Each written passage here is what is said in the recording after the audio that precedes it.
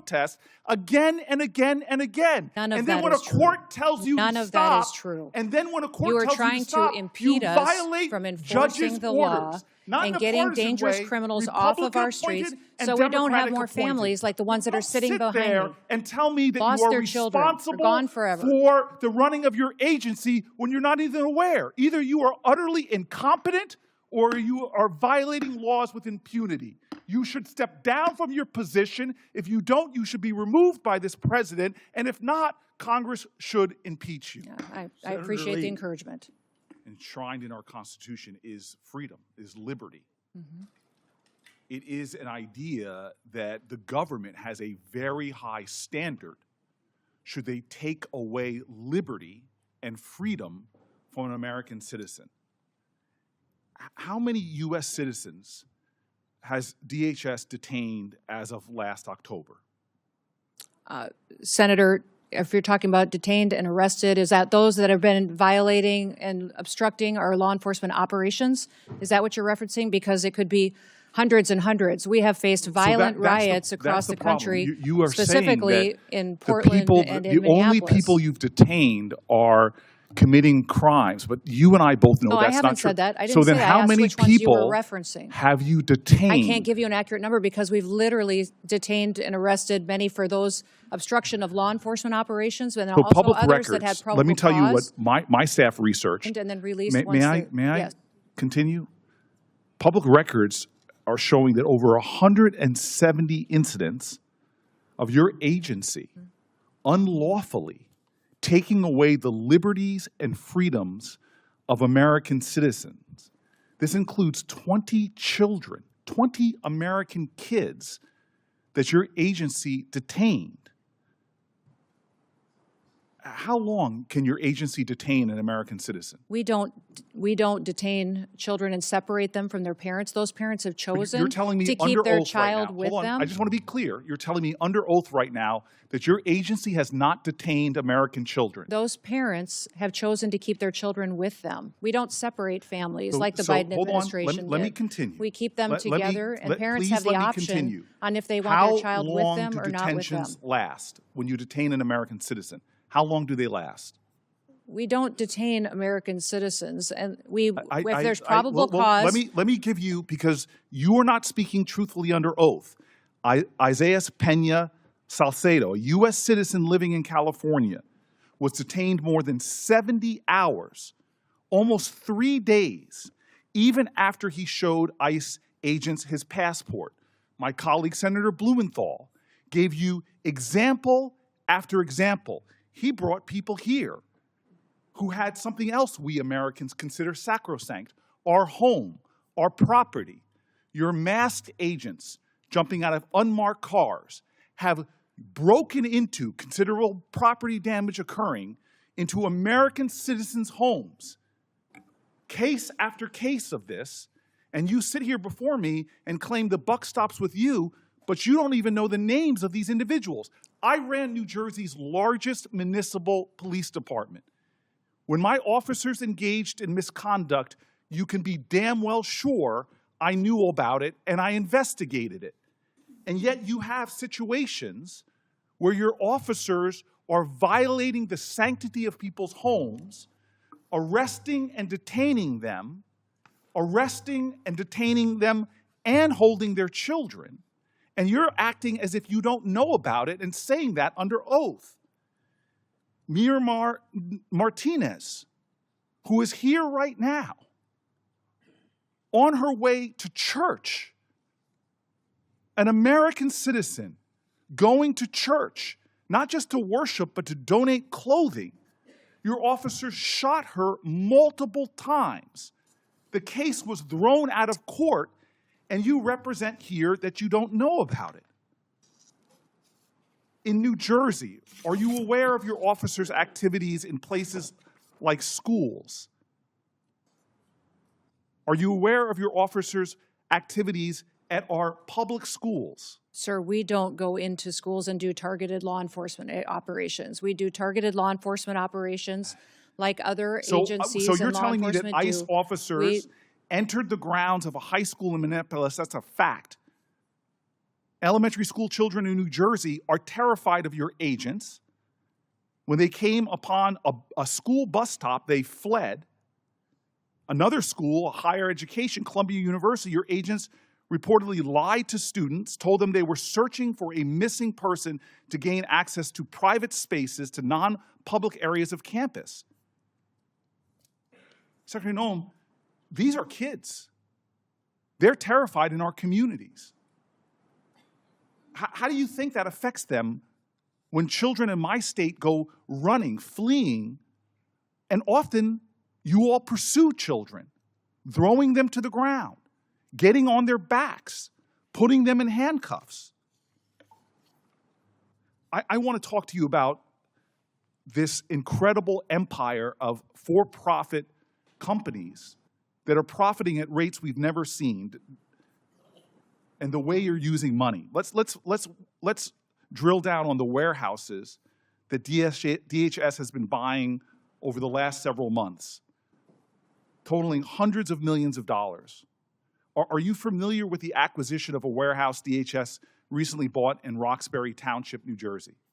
Yes. You are familiar with that? Mm-hmm. I'm Do you familiar know that how it's- much you spent for it? No, sir, I do not. $129.3 million. Do you know how much it was assessed for in New Jersey?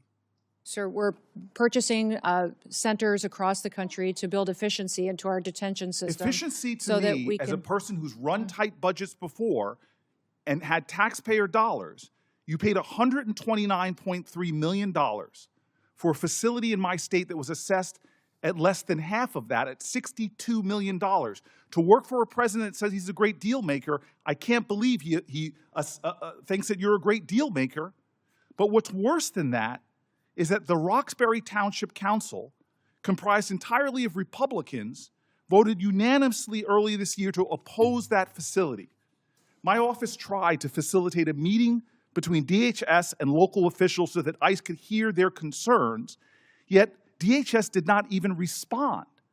That is unacceptable, that you all would enter a town, you wouldn't even follow environmental reviews or have conversations with local officials about the resources, from emergency resources to fire resources and more, that you're going to pull down. You didn't even have a conversation. Secretary Noem, do you comply with court orders? yes, we do Your comply with agency court complies orders. with court orders.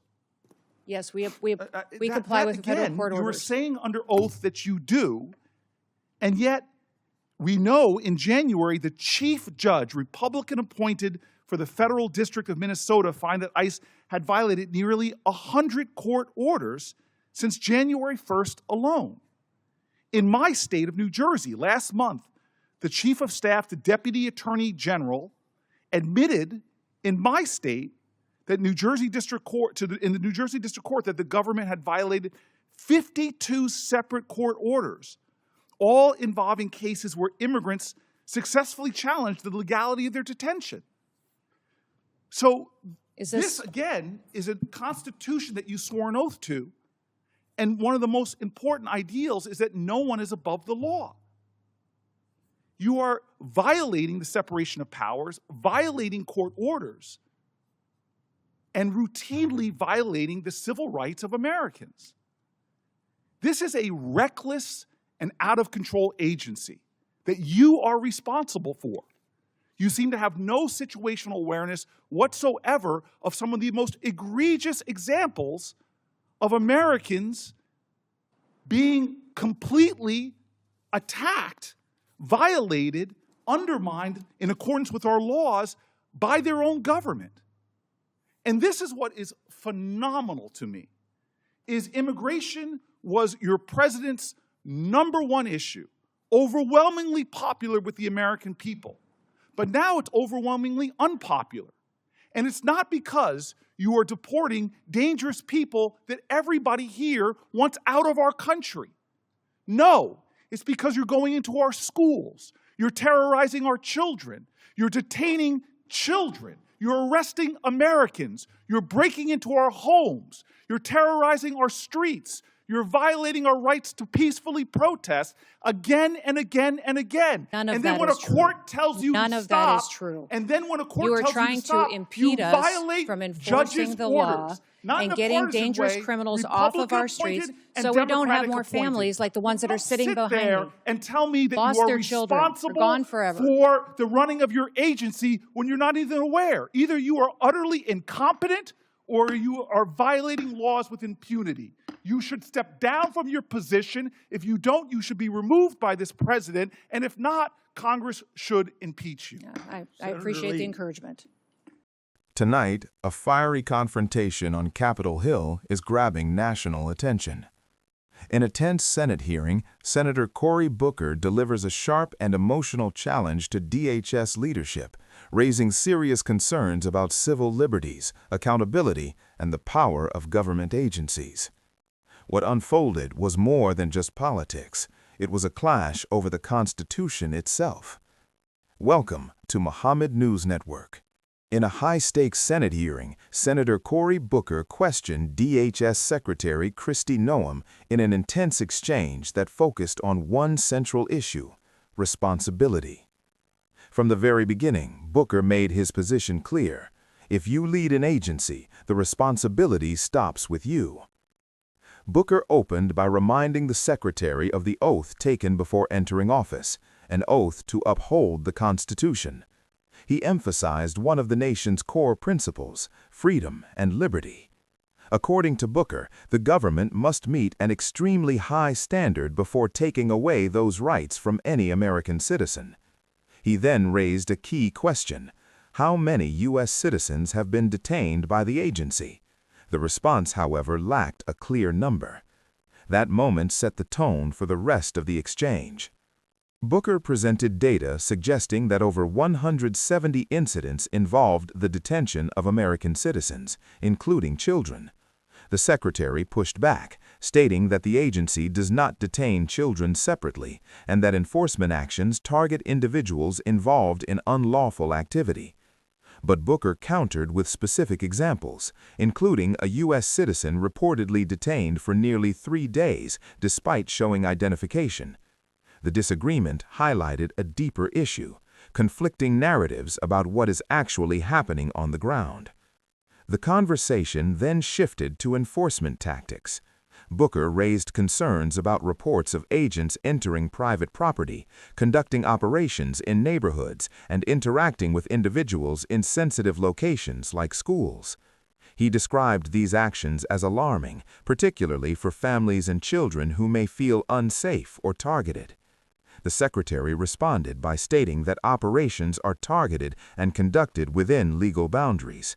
Still, the tension remained, with both sides offering sharply different perspectives. One of the most emotional moments came when Booker spoke about the impact on communities. He described children feeling afraid, families feeling uncertain, and everyday environments like schools and neighborhoods becoming places of fear. For Booker, this was not just about policy, it was about people.